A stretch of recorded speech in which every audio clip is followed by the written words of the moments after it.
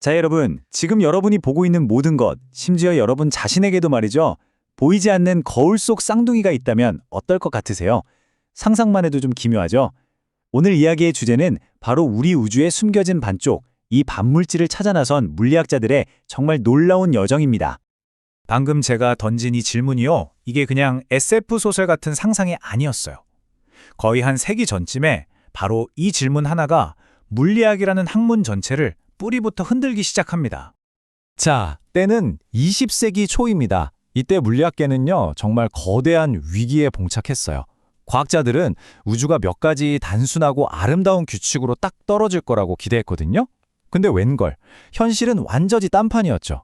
세상을 더 깊이 들여다보면 볼수록 도대체 정체를 알 수 없는 새로운 입자들이 막 쏟아져 나오는 거예요. 모든 게 그야말로 뒤죽박죽이 되어버린 거죠.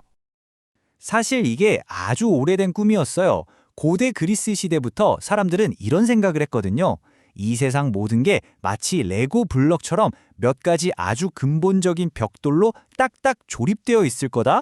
이게 바로 우리가 아는 원자 개념의 시작이었죠. 그런데 말이죠. 이 아름다운 꿈이 그야말로 산산조각나버립니다.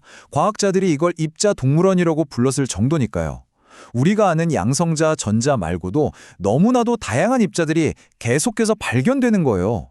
이러니까 우주의 기본 재료가 몇 개가 아니라 수십, 어쩌면 수백 개일 수도 있겠는데? 하는 정말 끔찍한 혼란에 빠져버린 거죠.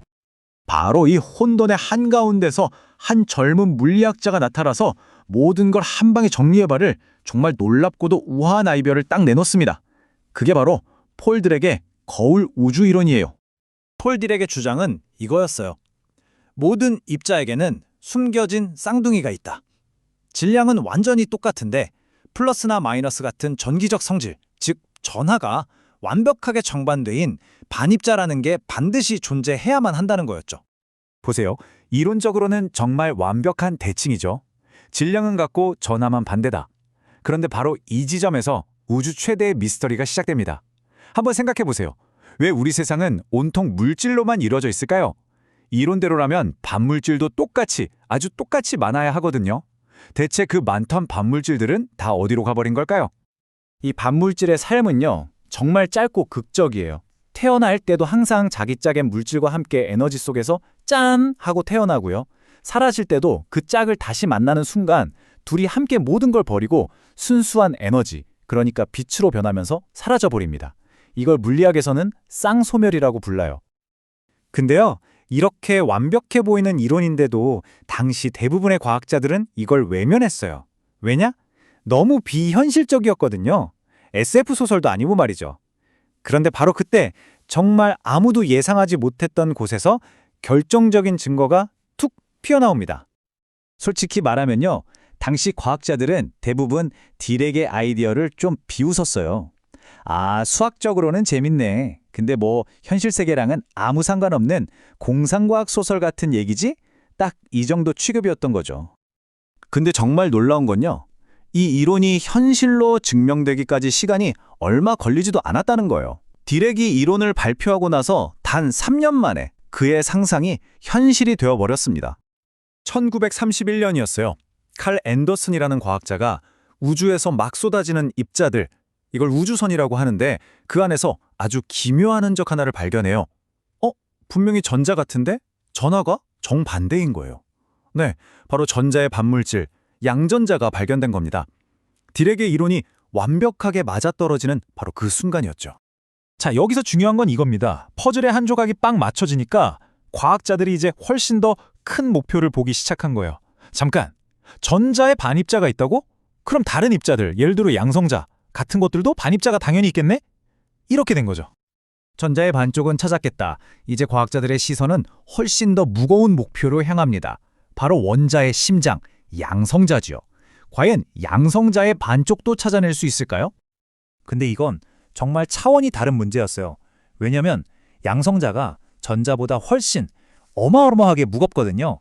그래서 그 반쪽인 반양성자를 하나 만들려면 양전자를 만들 때보다 에너지가 세상에 무려 2000배나 더 필요했던 겁니다. 2000배요? 물론 있죠. 자연에도 그런 에너지를 가진 입자들이 있어요. 바로 우주선, 우주에서 날아오는 입자들이요. 이걸 뭐 자연의 입자 가속기 라고 부를 수도 있겠죠. 근데 문제는 이게 언제 어디서 나타날지 전혀 예측이 안 된다는 거예요. 그러니 이걸로 체계적인 연구를 한다는 건 거의 불가능했죠.